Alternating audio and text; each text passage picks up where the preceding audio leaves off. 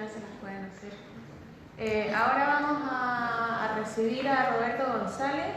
Él viene desde la Finisterra, ¿cierto? Y su proyecto Artefacto de Activación en MEIS fue finalista en el Archiprix de 2019, ¿cierto? Y además es ayudante en la Universidad Finisterra y tiene su oficina local de arquitectura. Así que un fuerte aplauso para Roberto.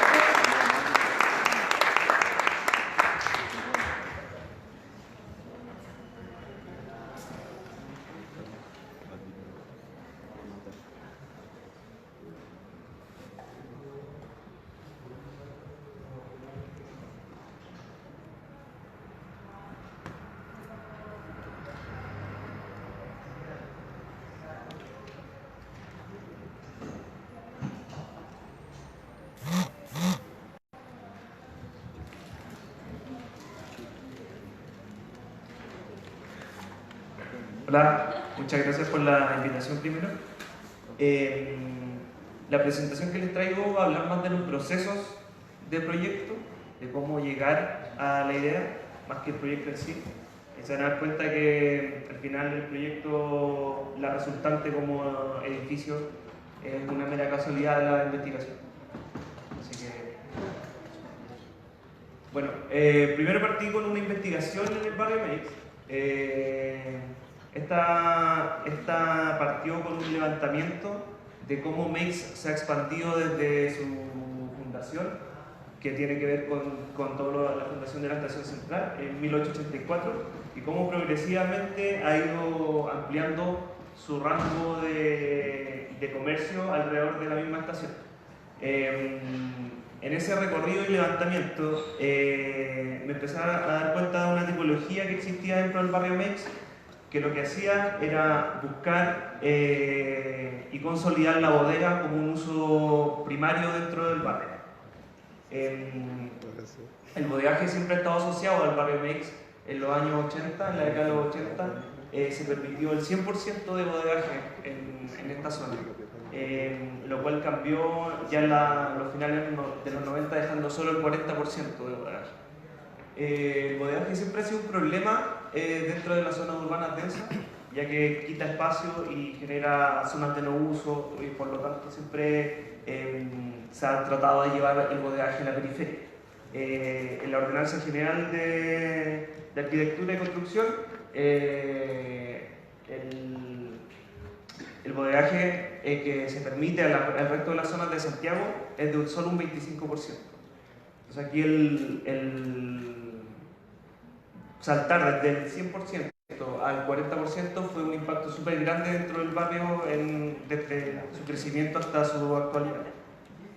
Entonces empecé a encontrar, aquí hay una especie de catálogo, estas distintas edificaciones que son todas edificaciones nuevas, la mayoría de propietarios chinos. ¿Qué empezaron a hacer?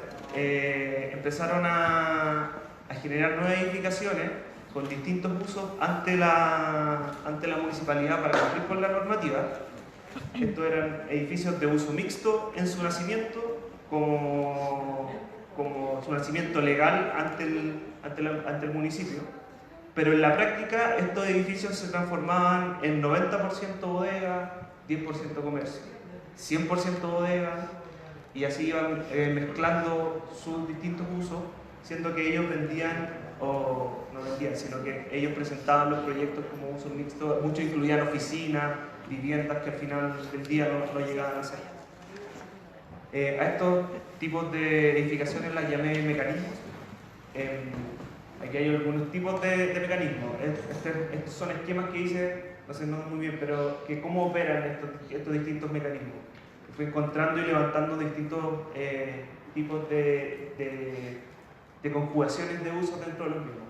En algunos encontramos almacenaje mayorista, vivienda, bodega, comercio, siempre mezclando tipos de usos, pero no dando respuesta a lo que se había presentado en la municipalidad, que incluía más comercio y menos bodega. Dentro de los tres tipos fui llegando hasta el final al mall chino, que es más conocido por todos. Estos tipos de mall siempre tienen bodegaje desde su tercer piso hacia arriba.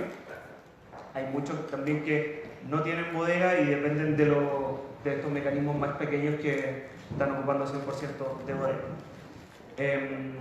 Entonces aquí yo ya encontré un problema, y el problema era que para engañar a la normativa, los propietarios de estas nuevas edificaciones empezaban a ingresar nuevos usos, pero siempre dejando el uso primordial para ellos comercialmente, que era la bodega. Entonces, ¿qué hacía la bodega? Creaba un paño de bajo flujo, disminuía los flujos, ya que solo el único flujo que entra a una bodega es de carga y descarga. Y lo que hacía era romper más o menos la trama de MEX. Después, siguiendo con la investigación de cómo operaban estos mecanismos, empecé a hacer un levantamiento en el esquema general, hasta dónde pueden llegar. Esto lo hice a través del estudio de la normativa, hasta en qué punto se podía llegar a establecer un comercio con bodega. Y así desde partir desde el centro de MEX, que es esto, que es lo que uno conoce normalmente, podemos llegar mucho más abajo de blanco.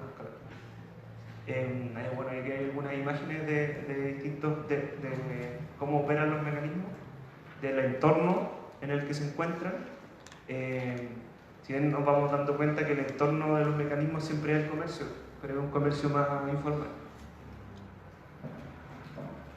Así que empecé en esta investigación de cómo la bodega cortaba los flujos, dije, ¿qué es lo que mantiene vivo a MEX? Porque MEX todavía está lleno de gente. Y lo que empecé a encontrar fue que este comercio informal era el captador de flujo de gente. Cada vez que había un pequeño comercio, afuera había un comercio informal que lo activaba y juntaba gente. Estos distintos comercios, que yo los llamé dispositivos, ya que estaban llamados a hacer un artificio que cumplía una función determinada para obtener un resultado.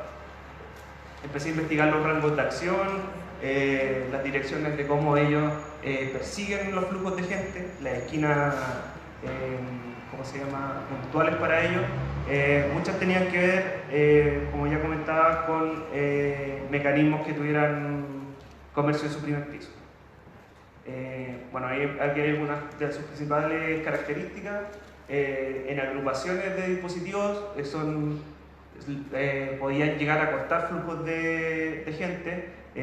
Lo otro que tienen que la movilidad y el desplazamiento de una unidad replicable, porque los carritos de comida, los carros de supermercado que usan estos dispositivos pueden ser replicables y pueden llegar a una unidad mayor, si es que ellos se llegaran a juntar.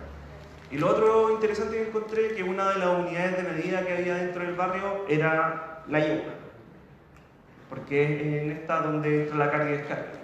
En MEX muy pocos camiones entran de día, ya que de noche es donde se descarga, pero de día lo que uno puede ver son filas de yeguas yendo y viniendo por el barrio. Bueno, este tipo de tipología la encontré que era como el punto de partida de donde yo podía agarrarme y poder salvar esta degradación que está llevando la bodega. A esto lo llamé el virtuosismo del caos.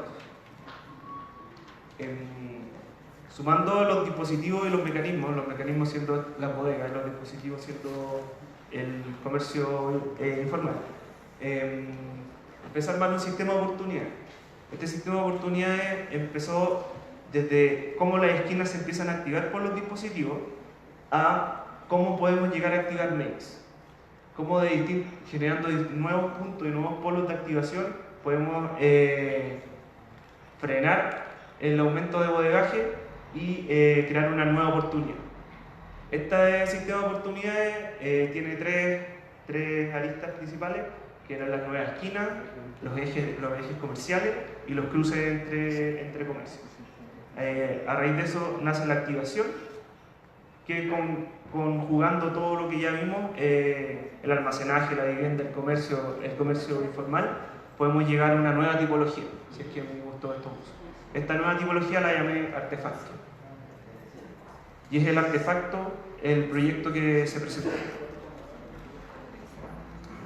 La idea principal del artefacto no era el edificio, no era la finalidad del proyecto llegar al edificio, sino que la finalidad del proyecto era establecer unas normas o unas reglas que se pudieran seguir, que cualquier propietario pudiera seguir y llegara a una edificación de uso mixto, teniendo bodegaje, teniendo vivienda, teniendo comercio y activando esquinas.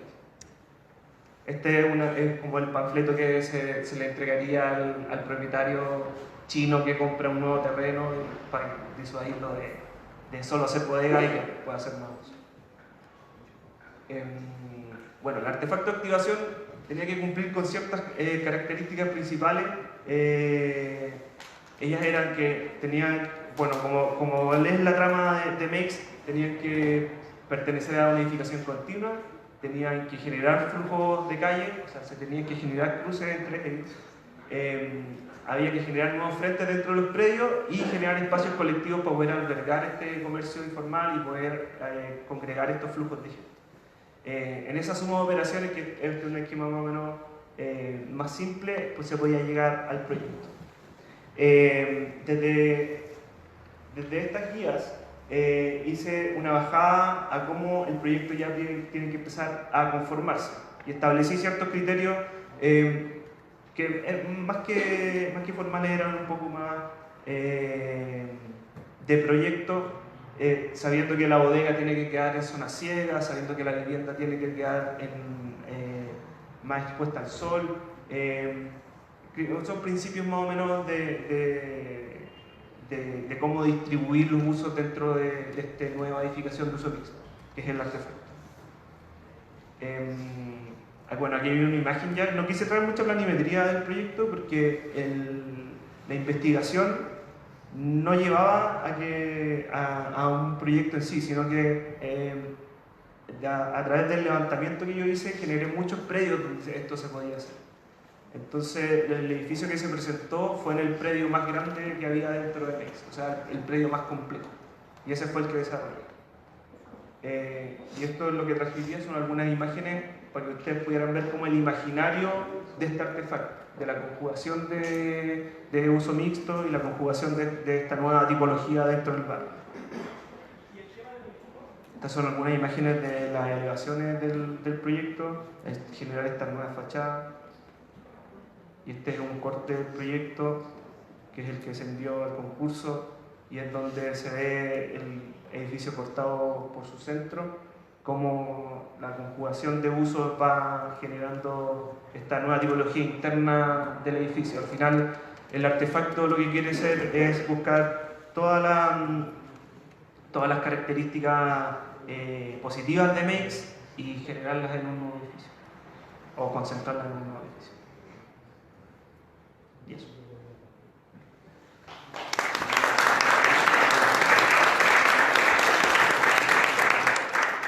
¿Alguna pregunta? ¿Preguntas para Roberto? ¿No? ¿Clarísimo? Aprovechen a los invitados.